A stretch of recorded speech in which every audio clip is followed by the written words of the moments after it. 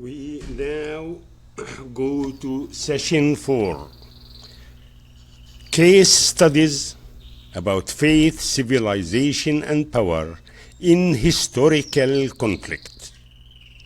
The following sessions will discuss cases from the applied dimension of this concept, while the main chapters trace the conceptual evolution of religion, civilization, and power.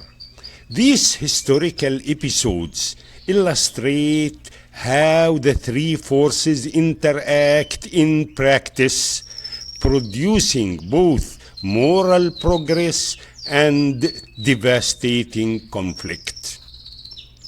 This method reveals that what history labels as religious wars or as civilization clashes are rarely about belief alone.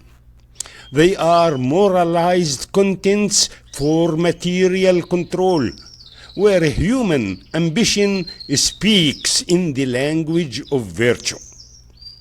By examining these episodes from the Bronze Age to the digital era, we uncover a persistent pattern: the transformation of divine guidance into political narrative and of moral ideals into instruments of empire. Together, these studies invite reflection on a question that transcends time. Can power ever be exercised without distorting the moral truths it claims to defend? Here we go. Let us look at case study 1. The Battle of Kadesh, 1274 years before Christ. Ramses II of Egypt versus Muwatalli of Haiti. Egypt and the birth of the sacred state. Let's look at the state in Egypt. Ramses II sought to reassert Egyptian influence lost after the Amarna period, while the Hittites aimed to secure their southern frontier. The ensuing campaign culminated near Kadesh around that time, one of the earliest battles recorded in detail by both sides. Ramses invoked Amun-Ra as his patron. Muwatalli appealed to the storm god of Haiti, guarantor of treaties and oaths. The war was not about theology, but about which monarch was divinely ordained to sustain universal balance. Each one claims he is the one. Faith here functioned as the language of legitimacy, not the cause of conflict.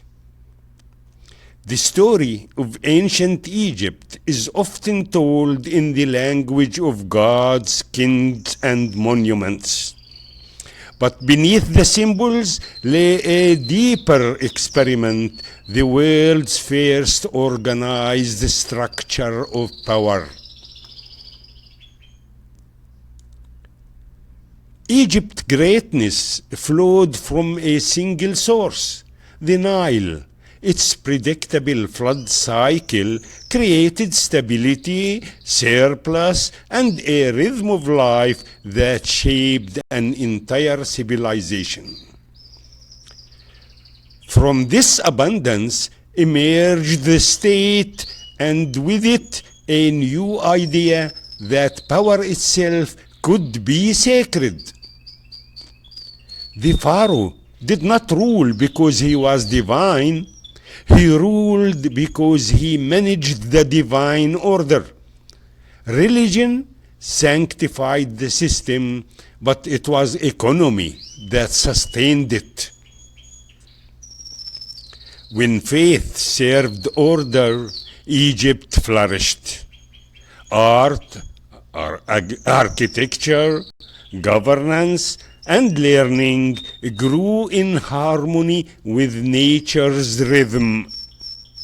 But when power began to serve itself, when hierarchy attempted to imitate the divine instead of honoring it, Egypt declined from within.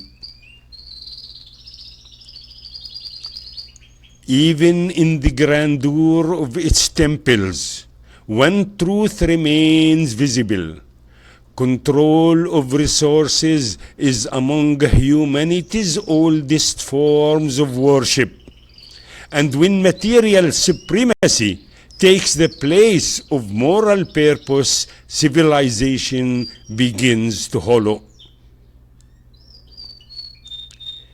Egypt endures today not as a warning against faith, but as a warning against confusing faith with domination.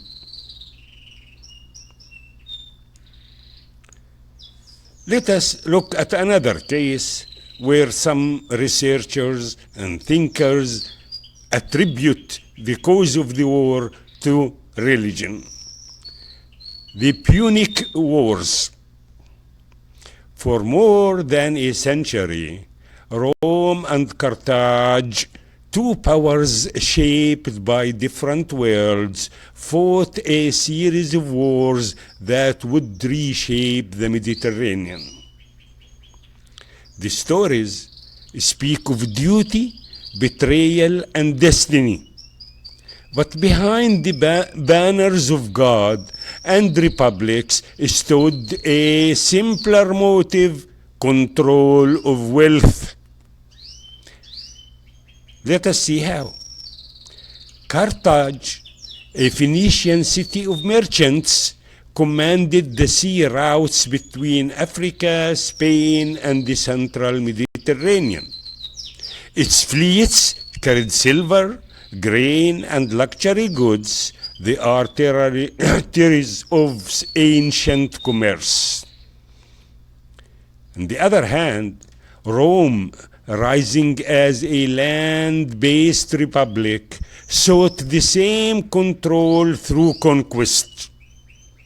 Religion gave each side its moral cover. Rome fought for civilization and Jupiter. Carthage invoked Baal and the prosperity of its ancestors.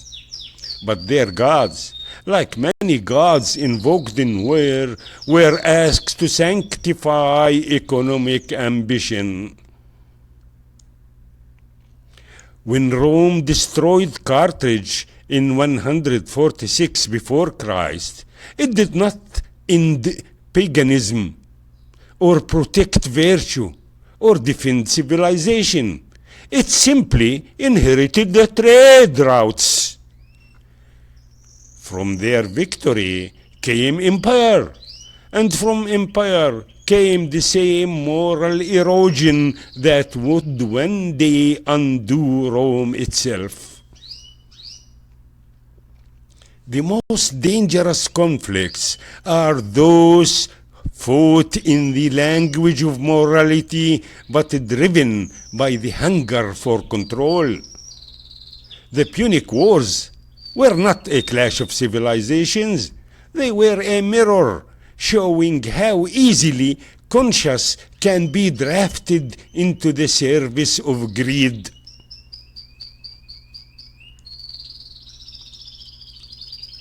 Another case that they cite as the cause of the war is religious. The case of the kingdom of Himyar and the wars over the incense routes. Long before Islam, the kingdoms of southern Arabia, Ma'in, Saba, Qataban, and Himyar rose at the crossroads of the ancient world. Their power did not come from armies, but from trade, from the incense and spices that perfumed temples and courts from India to Rome. Whoever controlled these routes controlled the global economy of devotion. And so empires followed the scent of prophet. When the Himyar kingdom unified much of southern Arabia, it nurtured a remarkably diverse society. Jewish Arabs ruled for long periods in Yemen. Christians, pagans, and others lived under the same political umbrella. Faith created identity, not division, at those ancient times. But to forget to foreign powers, Assyrians, Romans, Byzantines, and eventually Aksum, Arab independence threatened their interests. They framed their interventions in the language of morality and faith. The civilization mission, the defense of the true belief, was a slogan they used. Yet, behind the moral rhetoric lay familiar motives: trade corridors, wealth, and control of the Red Sea. Historical records reveal an unmistakable pattern. Arab rulers were targeted not because of religious difference, but because of economic success out the imperial reach. Even the tragic Aksumite invasion of the 6th century, often told as a moral rescue of Christians, was also a commercial context. It was a commercial war aimed at controlling maritime routes from taxing Arabian trade. The fall of Himyar was not the victory of one religion over another. It was the victory of empire over autonomy. This pattern would echo across centuries. Economic ambition hidden behind moral language. The story of Himyar teaches us that religion rarely starts wars, but it is often recruited to bless them. And beneath every empire's sermon, there is usually a trade route. Thank you. See